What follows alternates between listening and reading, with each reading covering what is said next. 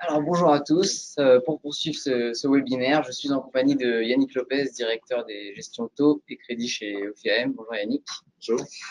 Alors Yannick nous fera un point sur le panorama très général du contexte actuel macroéconomique, les taux d'intérêt et l'inflation.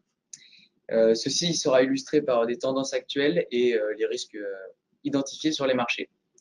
Alors je me permets de vous dire que vous pouvez tout au long de ce webinaire poser vos questions et puis nous prendrons le temps d'y répondre ensuite. Yannick, c'est à toi. Ok, bonjour à tous.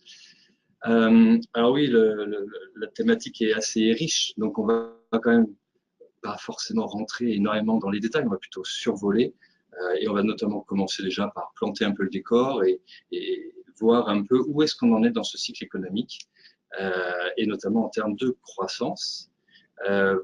Bon, pour illustrer le fait que finalement la croissance en 2018, même si elle a tendance à se tasser un petit peu, notamment en Europe, comme vous pouvez le voir sur le graphique en haut à gauche, la courbe en bleu clair qui est l'exercice 2018, vous voyez que ça révise un petit peu à la baisse, mais on devrait somme toute avoir une croissance en zone euro de l'ordre de 2%. Ça reste quand même plutôt de bonne facture, en tout cas au-dessus du potentiel dit de croissance. Et aux États-Unis, on est même plutôt sur une dynamique assez favorable, puisque cette année, l'économie américaine devrait croître sur un rythme de l'ordre de 3%.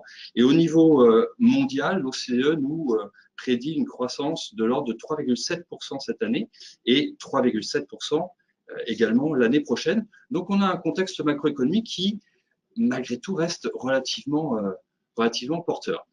Ça ne veut pas dire qu'il n'y a pas des facteurs de risque, comme toujours, et ces facteurs de risque sont assez clairement identifiés pour le coup. Je pense que le premier, tout le monde l'a un petit peu en tête, tellement il fait parler de lui, c'est le risque de protectionnisme et d'accentuation de la guerre commerciale, notamment entre les États-Unis et la Chine. Alors, les objectifs de l'administration Trump, on les a un petit peu en tête. Vous avez présent à l'esprit qu'il y a des élections dites de mi-mandat le 6 novembre prochain, que à cette occasion-là, il y a un risque pour M. Trump de perdre, j'ai envie de dire, les pleins pouvoirs, parce qu'aujourd'hui, il a et le Sénat et la Chambre des représentants en majorité. Le Sénat semble être relativement imprenable. Par contre, la Chambre des représentants a de bonnes chances de tomber côté démocrate, ce qui donnerait une forme de cohabitation, j'exagère un petit peu, mais en tout cas, lirait un petit peu plus les mains de M. Trump dans ses volontés de réforme. Donc, il s'inscrit dans cette logique électoraliste et il est assez vindicatif, notamment sur le plan du commerce extérieur, d'où les tensions qu'il y a avec la Chine. Soit dit en passant, pas totalement illogique, puisque en gros, le rapport de force entre les importations américaines et les importations chinoises sont de 1 à 3 en faveur de la Chine. Donc, un rééquilibrage des flux est clairement l'objectif de M. Trump. Ça, c'est le premier risque. Le deuxième risque, il nous concerne, il est une crise de confiance dans la zone euro. Alors, pas forcément de l'ampleur qu'on a connue en 2011 et 2012, mais malgré tout, on observe assez régulièrement une montée des partis dits d'extrême, que ce soit d'extrême droite ou populiste. Alors ça s'inscrit dans la perspective des élections en mai l'année prochaine du Parlement européen.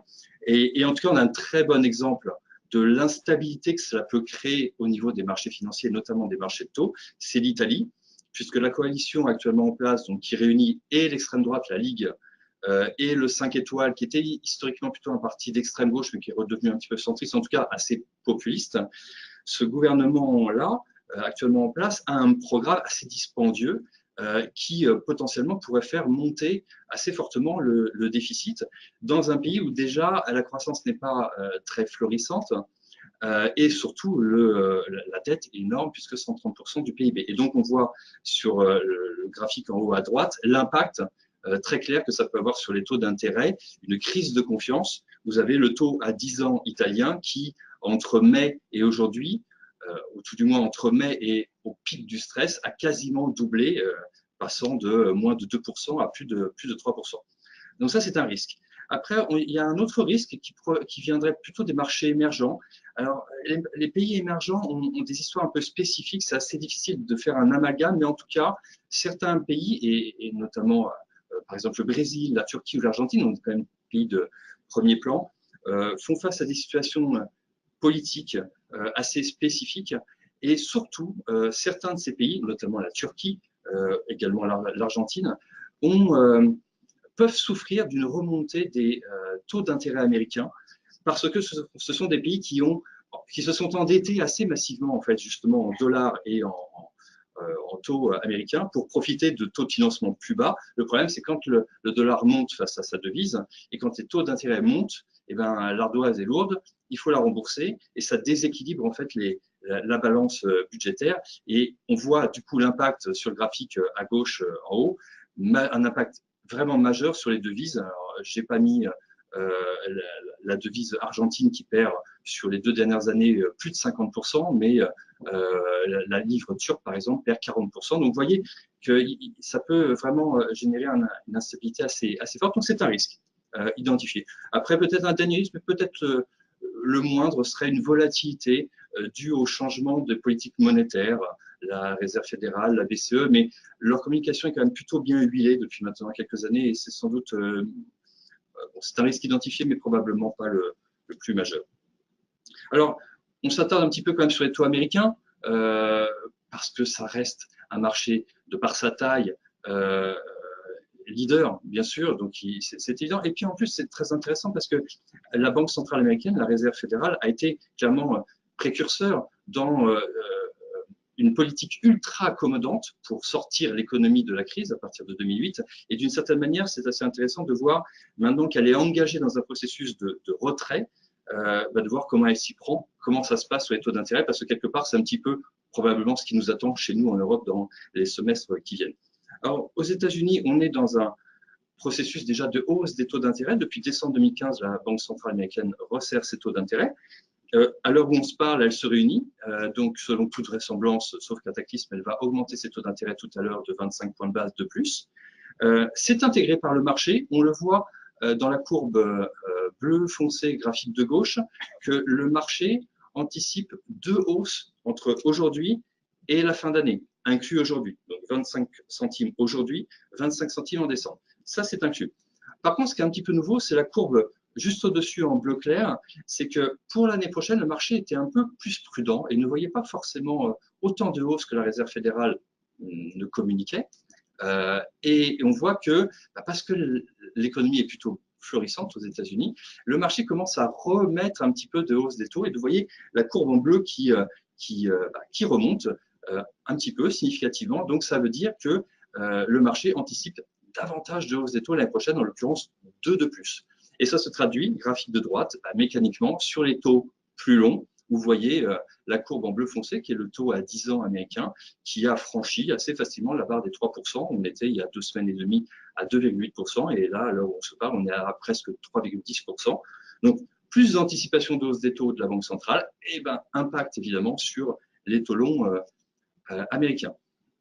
Elle a raison d'augmenter ses taux d'intérêt, la Banque centrale américaine, parce que, premièrement, l'inflation a atteint sa cible, la cible de la Banque centrale. Elle a 2% de cible, et vous le voyez sur le graphique de droite, quelles que soient les métriques, que ce soit l'inflation globale, que ce soit l'inflation cœur, on est à 2% ou au-dessus. Donc, elle est dans la normalité que de normaliser sa politique monétaire et donc d'augmenter ses taux d'intérêt. Donc, sur le volet de l'inflation, contrat rempli, elle augmente ses taux pour accompagner la hausse des prix.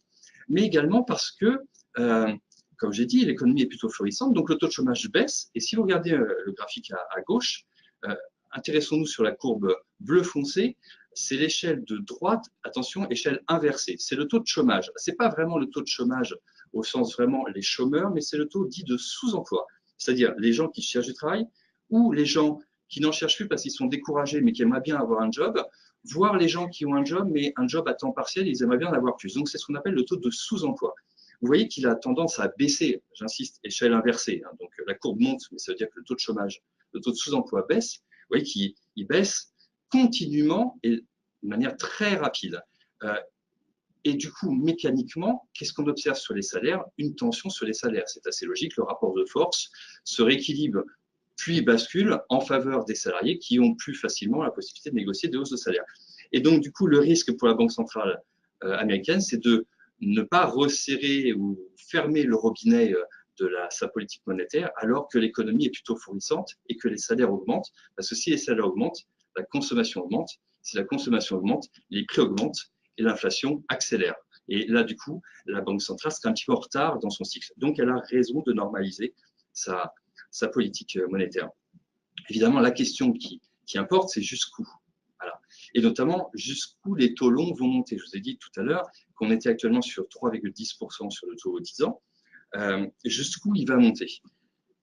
Alors, on a une indication. On va regarder le graphique à droite, parce que ce graphique, en fait, il nous donne un élément de réponse qui est le niveau de taux terminal que la Banque centrale américaine a en tête. Je m'explique. Tous les petits points jaunes que vous voyez, c'est un membre de la Réserve fédérale. Chaque membre, tous les 3 mois, s'exprime librement en disant « moi, mon avis est que à fin d'année 2018, 2019, 2020, les taux directeurs devraient se situer là, ou là, ou là. » Ça donne un nuage de points. Le marché considère la médiane, considérant qu'en fait, c'est le consensus, quelque part. Et donc, c'est la courbe en vert que vous voyez qui rejoint les points médians. Intéressons-nous au point le plus haut. Le point le plus haut, c'est 2020. Donc, ce que nous dit ce nuage de points, c'est que le point terminal, c'est-à-dire le point le plus haut sur les taux directeurs, devrait, d'ici 2 ans, arriver sur des niveaux de 3,375% pour être très précis. Et si on jette un coup d'œil au graphique de gauche, on voit que historiquement, le taux à 10 ans ne dépasse jamais le point terminal de la Réserve fédérale. Une exception, en 1994, la Banque centrale a très mal communiqué sur sa politique de resserrement monétaire et du coup, il y a eu un vent de panique sur les marchés et la courbe en bleu clair, c'est le taux à 10 ans, a très vite monté avant de très vite corriger. Mais sur tous les autres cycles de normalisation, vous voyez que le taux 10 ans ne dépasse jamais ce point terminal. Donc aujourd'hui, on est à 3,10%.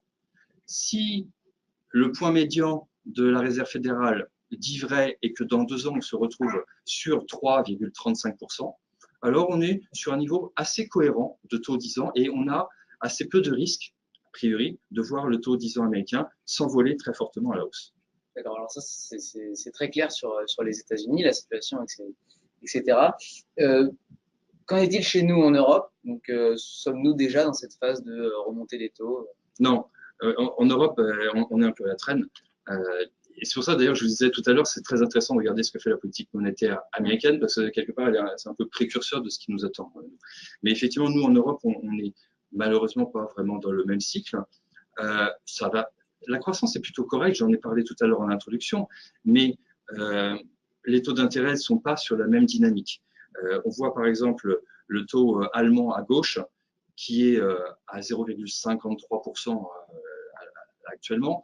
Vous voyez qu'on n'a même pas retrouvé encore le point haut qu'on a vu en début d'année, qui était 0,8%. Donc on est encore sur un niveau de taux extrêmement bas, parce que la Banque centrale européenne est toujours dans une politique extrêmement accommodante.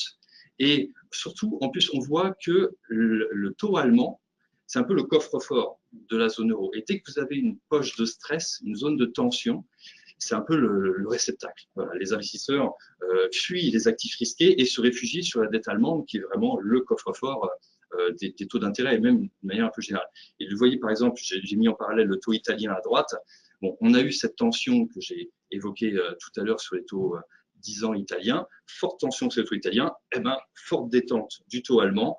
Et on voit que ça va un petit peu mieux côté italien, parce que les pourparlers autour du budget semblent aller plutôt dans le bon sens. Alors du coup, mécaniquement, on voit le taux allemand remonter. Mais on n'est encore que à 0,5% sur le 10 ans, sur le 10 ans allemand. Bon, après, c'est pas totalement illogique. Comme je disais, on n'est pas vraiment encore dans le même cycle. Par exemple, je vous parlais de l'inflation aux États-Unis. Nous, on a un peu de mal à voir l'inflation remonter. Alors, si on regarde le graphique à gauche, la courbe en gris, c'est l'inflation globale, donc qui intègre tous les composantes. C'est vrai qu'elle a rebondi assez violemment. Elle est même à 2%, la cible de la BCE, donc on pourrait dire tout va bien. Sauf qu'en fait, elle a été tirée exclusivement par les prix de l'énergie, baril étant au-delà de 80 $. Si on enlève les prix de l'énergie et de l'alimentaire, donc on enlève les composantes les plus volatiles et qu'on regarde juste les composantes dits vraiment cœur, c'est la courbe en bleu foncé. Vous voyez finalement que depuis 3 ans, elle fait pas grand-chose. Il y a un peu de bruit statistique. Un coup ça monte, un coup ça baisse, mais globalement, on est à 1% d'inflation cœur annuelle, ce qui n'est pas énorme, ce qui justifie le fait que la Banque centrale européenne, eh ben, elle va doucement dans son processus de désengagement. On y vient après. On a quand même bon espoir que cette inflation cœur remonte un peu. Pourquoi? Ben, la croissance est bonne, le chômage baisse, donc les surcapacités notamment de main-d'œuvre, ont tendance à se résorber. Donc, les salaires commencent à remonter un petit peu. Alors, ce n'est pas homogène. Notamment en Allemagne, par exemple, le taux de chômage baisse fort. Donc, on voit que ça se tend un petit peu sur les salaires. Ce n'est pas totalement homogène, mais on voit que d'un point de vue agrégé, ça remonte un petit peu. Et puis aussi parce qu'il y a eu des éléments, c'est le graphique de droite que je ne vais pas détailler, que je vous laisserai regarder, mais il y a eu des éléments spécifiques qui ont impacté négativement l'inflation de cœur, des guerres de prix sur la téléphonie, par exemple, et des choses comme ça. Et ça va sortir en fait des statistiques. Et donc, du coup, mécaniquement, eh ben, ça va faire remonter un petit peu l'inflation cœur. La Banque centrale européenne, l'année prochaine, elle a en cible 1,5% d'inflation cœur. C'est peut-être un petit peu ambitieux, mais en tout cas, la dynamique, elle est clairement à la hausse. En tout cas, ce que dit le marché, c'est qu'il ne voit pas énormément d'inflation. Parce que si on regarde les anticipations d'inflation qu'on peut observer à travers un produit qui s'appelle les obligations indexées sur l'inflation. Une obligation indexée sur l'inflation, ça veut dire que son coupon et le remboursement à la fin de l'obligation sont indexés sur l'inflation. Plus l'inflation est élevée, et plus le coupon est important et le remboursement à la fin est important. C'est une façon quelque part de se protéger d'ailleurs contre l'inflation. Du coup, du prix de cette obligation, on en déduit les anticipations d'inflation et vous voyez que c'est la partie saumonée sur le graphique de gauche. 2018, on a plutôt en Europe, les 3 courbes en bas, une tendance un peu baissière de ces anticipations d'inflation. Ce qui n'est pas vrai d'ailleurs aux États-Unis, la courbe bleue tout en haut, où là, on a plutôt des anticipations qui sont orientées à la hausse. Et d'ailleurs, ce qui est assez intéressant, c'est le graphique de droite. Sur les 4 dernières années, vous voyez l'influence des prix du pétrole sur ces anticipations d'inflation. Le prix du pétrole, c'est la courbe en bleu foncé. Le pétrole a plongé en 2014, entraînant les anticipations d'inflation, la courbe en gris, à la baisse. Et vous voyez qu'après, ils ont évolué relativement en symbiose. Et on voit une déconnexion ces derniers temps entre le pétrole qui continue de monter et des anticipations d'inflation qui restent plutôt moribondes. Donc le marché a du mal à voir une inflation vraiment galopante en Europe, d'où des taux d'intérêt qui restent relativement bas pour l'instant. Bon, malgré tout, et pour conclure, tout ne va pas mal en zone euro, ça va même plutôt mieux. Et comme ça va mieux, la Banque centrale européenne doit se reconstituer des munitions et donc du coup, elle doit commencer son lent processus de désengagement de sa politique ultra accommodante qu'elle a menée ces 3-4 dernières années. Donc, la première étape qu'elle va mettre en œuvre dans son petit désengagement, c'est déjà d'arrêter son programme d'achat d'actifs obligataires. Si on regarde le graphique en bas à gauche, c'est quoi? Au début 2015, pour combattre les risques de déflation, elle est intervenue massivement sur les marchés obligataires en achetant des dettes d'État, des dettes bancaires et plus tard, début 2016, mi-2016, des dettes d'entreprise. Elle l'a fait sur un rythme, comme vous voyez sur la courbe bleue, de 60 milliards par mois au début, puis 80 milliards d'achats par mois ensuite, en 2016, jusqu'à début 2017. Puis elle a commencé à baisser la voilure, 60 milliards, puis 30 milliards. Et là, le mois prochain, enfin dans 15 jours, dans 10 jours, elle va passer à 15 milliards. Et a priori, elle arrête ses achats nets fin d'année. Donc, c'est la première étape. Elle s'est donc constituée un stock absolument gigantesque de dettes. Et ça, c'est le graphique que vous voyez en haut à gauche. Ça, c'est son portefeuille, parce que tous les mois, a acheté 60 milliards, 80 milliards, etc. Elle s'est constituée un stock immense de dettes. Et finalement, elle se sera constituée un stock de 2600 milliards d'euros. 2600 milliards d'euros, pour voir un peu ce que c'est plus de 20% du PIB de l'ensemble de la zone euro. C'est absolument colossal. Alors, si elle n'achète plus de nouvelles dettes, elle a constitué ce stock, mais maintenant ce stock, c'est une arme nucléaire assez importante parce qu'à chaque fois que vous allez avoir des tombées de coupons et des tombées de dettes, donc des remboursements de dettes, elle va les réinvestir. Donc ça veut dire que son stock ne va plus grossir, il va rester stable, donc elle va continuer à acheter malgré tout tous les mois. Et ça, on estime l'année prochaine à des achats entre 15 et 20 milliards tous les mois. Ce que je veux vous dire par là, c'est que si la Banque Centrale Européenne a fait un premier pas dans son long et lent processus de désengagement, elle va encore l'année prochaine rester très active sur les marchés obligataires en achetant entre 15 et 20 milliards. Bon. Ceci dit, et vraiment pour conclure, cette politique ultra accommodante a eu des bienfaits absolument considérables. Alors, ils ont été estimés par la Banque centrale, c'est très difficile, mais sa politique monétaire, baisse des taux d'intérêt négatifs, achat de dettes obligataires, comme on vient de dire, prêt aux banques, elle estime que ça a contribué à faire baisser les taux d'emprunt des États en moyenne de 150 points de base, 1,5%. Elle estime que ça a fait contribuer à faire baisser les taux d'emprunt des ménages et des entreprises de 75 points de base. Elle estime qu'elle a contribué à faire baisser le taux de change effectif de l'euro, ce qui est très bon pour les entreprises exportatrices, de l'ordre de 10 à 15%. Et elle estime que sur les 4 dernières années, grâce à sa politique ultra accommodante, elle a permis une croissance du PIB de 0,5% de plus par an, pendant 4 ans, et une inflation 0,5% de plus tous les ans également pendant 4 ans. Donc, elle a fait le job. Manifestement, elle dit qu'elle a fait un bon job. Peut-être que maintenant, effectivement, il est temps de commencer à se désengager un petit peu et voilà, de sortir un petit peu de cette politique ultra accommodante. Ah, d'accord, bah c'est très clair. Mais peut-être pour ouvrir un petit peu, quand on écoute, etc., cette conclusion, et on pourrait se demander quelle est la vue d'OFI, par exemple sur 6 mois, par rapport au taux d'intérêt. Donc, comment vont se comporter les taux d'intérêt lors des 6 prochains mois? Pour les raisons un petit peu survolées, on va dire, sur la zone euro, je vous ai dit que ça allait un peu mieux, mais je vous ai parlé de l'inflation, je vous ai parlé encore de la Banque centrale qui allait être très présente. Donc on a du mal à imaginer des taux d'intérêt très fortement orientés à la hausse. Maintenant, on les voit orientés à la hausse et nous, ce que l'on a en tête, c'est que sur les prochains mois, on va dire sur les 6 prochains mois, on verrait, c'est l'océan central, un taux allemand entre 0,75% et 1%, donc c'est-à-dire aller en moyenne 30-40 centimes plus haut que là où on est. Donc ça veut dire une OAT française, vous rajoutez environ 30 centimes de plus de taux, donc c'est-à-dire une OAT française qui sera entre 1 et 1,3% à peu près sur 6 mois.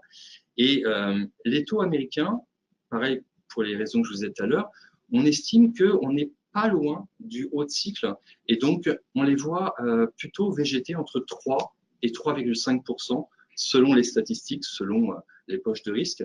Mais voilà, on estime que le potentiel de hausse sur les taux longs américains est plutôt contenu maintenant. D'accord. Je te remercie Yannick pour cette intervention. Je vous propose de passer aux questions. Alors, première question.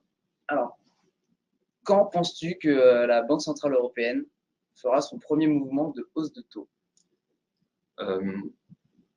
Bon, la Banque centrale européenne a une communication qui est bien huilée, à l'instar de la Réserve fédérale. Elle a appris d'ailleurs de la communication de la Réserve fédérale parce qu'en 2013, il y a eu une petite erreur de communication, ce qui a provoqué une très vive tension sur les taux américains et la BCE ne veut surtout pas reproduire la même chose. Donc, sa communication est quand même très bien huilée et ce qu'elle nous dit depuis le mois de juin, lors de sa réunion de juin, c'est qu'elle s'est engagée à ne pas augmenter ses taux d'intérêt jusqu'à, au minimum, après l'été 2019. Le débat, c'est est-ce que c'est l'été au sens juillet-août ou est-ce que c'est vraiment l'été calendaire, parce que la première réunion de la Banque centrale, c'est début septembre. Donc, techniquement, elle est en été encore. Mais on va dire que le marché a en tête, et nous avons en tête, un premier mouvement de la Banque Centrale Européenne à cette date-là, donc plutôt en septembre, donc ça veut dire dans un an. Donc c'est pas tout de suite. D'accord. Alors, y a-t-il un risque fort de remontée de l'inflation? Du coup, on avait nos deux thèmes, les taux d'intérêt, l'inflation.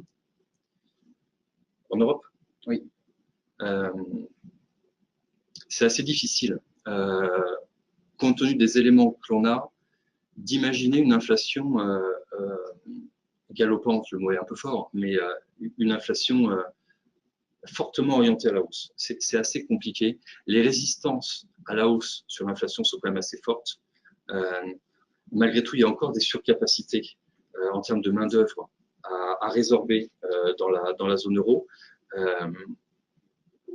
C'est vraiment un scénario extrêmement alternatif que d'imaginer une inflation remonter fortement. Maintenant, comme je disais tout à l'heure, les ingrédients sont là pour avoir une tendance à la hausse de l'inflation. Donc, le 1% que l'on a aujourd'hui, c'est l'inflation cœur. On pense qu'on est sur un point bas et que mois après mois, dixième après dixième, elle devrait avoir tendance à remonter. Maintenant, est-ce que l'année prochaine, elle sera sur des niveaux de 1,5% comme l'a en tête la Banque Centrale Européenne, ou est-ce qu'on sera peut-être sur 1,3, 1,4%? C'est vraiment très difficile à dire, tellement il peut y avoir des guerres de prix ou autre événement. En tout cas, la tendance est plutôt à la hausse, mais on n'a pas en tête une inflation débridée. d'accord. Mais alors, malgré tout, si on se met dans le cas où il y aurait une inflation, comment se protéger? Quels sont les conseils pour se protéger de cette inflation? Bon, en tant qu'investisseur, et en tout cas investisseur obligataire, un produit qui, j'en ai d'ailleurs touché un mot et demi tout à l'heure, un produit qui protège par construction de l'inflation, ce sont les obligations indexées sur l'inflation. Voilà. Plus l'inflation va monter, plus l'investisseur porteur de l'obligation indexée touchera des coupons plus élevés et à la fin sera remboursé d'un capital plus important. Donc c'est, on va dire, la meilleure protection.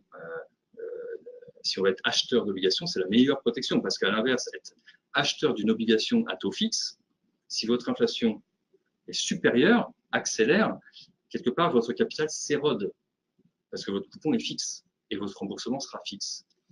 Donc une obligation indexée, c'est ce qu'il y a de mieux.